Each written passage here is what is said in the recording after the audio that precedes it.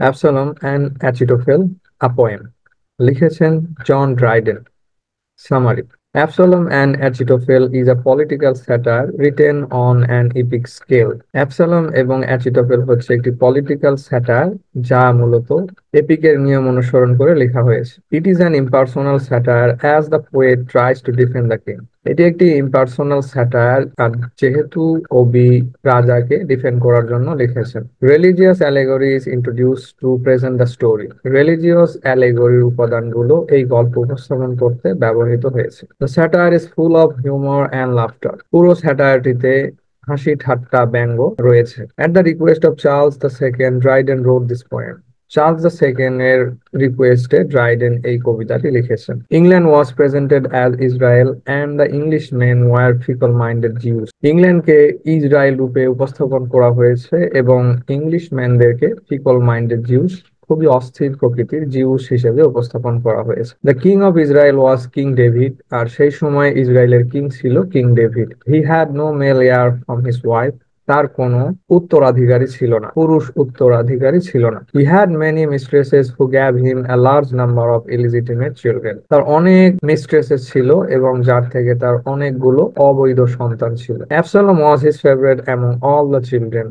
সকল সন্তানের মধ্যে অ্যাবসালম ছিল তার প্রিয় সন্তান। He was handsome, young, charming, courageous, gentle, polite, mild and devoted to his father. Absalom ছিলেন এই সকল গুণে গুণান্বিত এবং তার পিতার খুবই বাধ্য সন্তান। He had many weaknesses as the king pampered him. তার অনেক দুর্বলতা সত্ত্বেও রাজা তাকে প্রশ্রয় দিতেন। The Jews were inconstant and they were not happy with king David. জিউসরা ছিল অস্থির প্রকৃতির মানুষ এবং তারা বর্তমান কিং রাজা ডেভিডের প্রতি সন্তুষ্ট ছিল না। They wanted more rights and privileges. তারা অনেক সুবিধা এবং অধিকার চাইতো। They thought they could overthrow the king as they brought in throne. তারা এটা ভাবতো যে তারা যেহেতু রাজাকে আসনে বসিয়েছেন এবং তারা এটাও পারবেন যে রাজাকে আসন থেকে ছুঁড়ে ফেলতে। Achitophel invented a conspiracy against the king with the desire to get royal power. Achitophel রাজার বিরুদ্ধে একটি ষড়যন্ত্র করে যেন সে রয়্যাল পাওয়ার দখল করতে পারে। According to the royal rules an outsider could not be a king.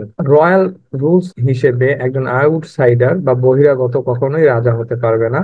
So he try to convince Absalom to revolt against the king. আর এজন্যই সে রাজার ইলিজিটিমেট বা অবৈধ সন্তান অ্যাবসলমকে কনভিন্স করে যেন সে রাজার বিরুদ্ধে আন্দোলন করে। Achitophel delivered several speeches to Absalom in favour of the argument of revolution. Achitophel অ্যাবসলমকে অনেকগুলো স্পিচ দেয় বা তাকে কনভিন্স করার জন্য অনেক আর্গুমেন্ট উপস্থাপন করে। He instigated Absalom in this way that the king had already nominated his brother as the future king of the country. Achitophel অ্যাবসলমকে এই বলে প্ররোচ করে যে বর্তমান রাজা ইতিমধ্যেই তার ভাইকে ভবিষ্যৎ কিং এর বা রাজা হওয়ার নমিনেশন দিয়েছে। Besides this, the king was lazy and powerless to save the subjects.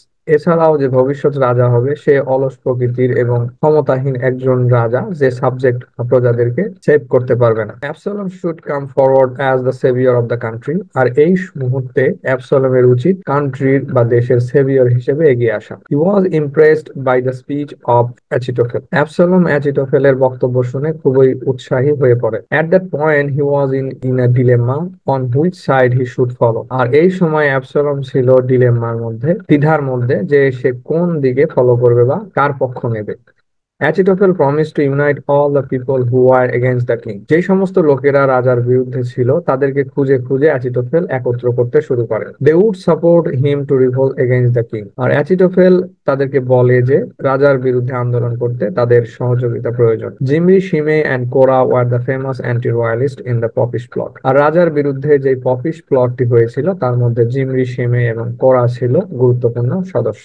অ্যাবসালম went out on a propaganda tour to arrange the support of the subjects. আর এই সময় অ্যাবসালম পুরো দেশে একটি ট্যুর দেয়, ভ্রমণ করে যেন সে সাবজেক্ট বা প্রজাদের সমর্থন আদায় করতে পারে। He told the people that he sympathized with the subjects problem but could not help them by going against the king. সে লোকেদেরকে বলে যে তাদের দুঃখে সেও নিজেও দুঃখিত এবং তাদেরকে সান্ত্বনা প্রদান করে এবং এইটা বলে যে সে কখনোই রাজার বিরুদ্ধে গিয়ে তাদের পক্ষ নেবে না বা তাদের দুঃখ দুর্দশা দূর করতে পারবে না। He only offer tears of consolation. সে কেবল তাদেরকে সান্ত্বনা প্রদান করে। On the other side, king David fell the flame of conspiracy. অপরদিকে কিং ডেভিড ষড়যন্ত্রের কবলে পড়ে। He addressed the subjects as children and expected their support to remove the conspiracy. সে প্রজাদের সমর্থন চায় এবং তাদেরকে নিজের সন্তানের মতো দাবি করে এবং সেইটা বলে যে সকল ষড়যন্ত্র দূর করতে প্রজাদের সহযোগিতা দরকার। In addition, he assured that he would not punish the plotters. এবং পরিশেষে গিয়ে সেইটা ঘোষণা দেয় যে ষড়যন্ত্রকারীদেরকে কোনো প্রকার শাস্তি দেওয়া হবে না, তারা যেন স্বেচ্ছায় আপোষ করে নেয়। As he was the representative of God, আর যেহেতু কিং ডেভিড